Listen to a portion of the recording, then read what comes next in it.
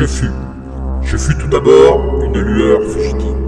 Je ne ressemblais à rien, et pourtant j'ai une âme. Je suis sorti du néant. Ma gestation fut lente, très très lente. Ce fut chaotique et soumis à de nombreuses modifications. Très nombreuses modifications. Une fois à droite, une fois à gauche, puis de nouveau à droite, puis derrière. Je revenais au néant pour renaître chaque fois différente, mais plus belle.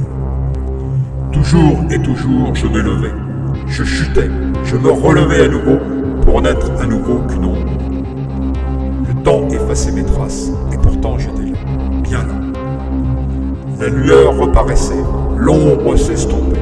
Je prenais forme, mais de manière floue, et pourtant rien n'était à sa place. Je retournais donc dans les abysses. Mais que fallait-il faire pour qu'enfin j'existe, pour qu'enfin que je prenne forme, pour qu'enfin tout prenne sa place de manière harmonieuse? Un vent mauvais, une dispute trop appuyée, une nuit sans sommeil, et me voilà à nouveau dans le néant. Pourtant, cette fois-ci, j'ai cru. Mais non.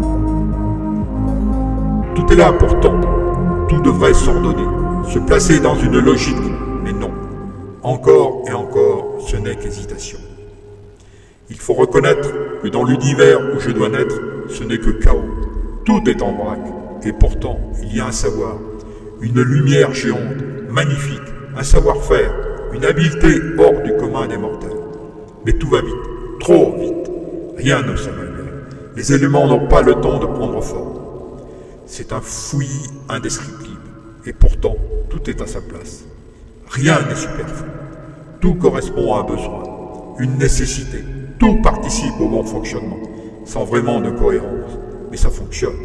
Comment cela? Cela reste un mystère. Puis un jour, un matin, sans savoir pourquoi, dans le silence de l'eau, tout se met en place. Tout ce qui paraissait impossible se réalise.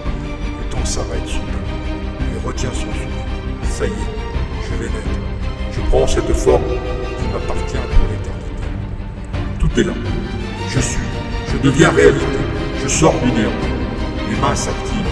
La matière se transforme, se modèle, s'anime. Je sors de la nébuleuse, de la matière informe.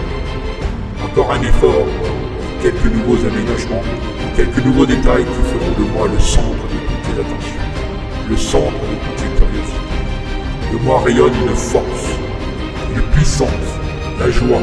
Je ne suis là que pour être vu, admiré, adulé, faire la belle. Je fais la fierté de l'artiste.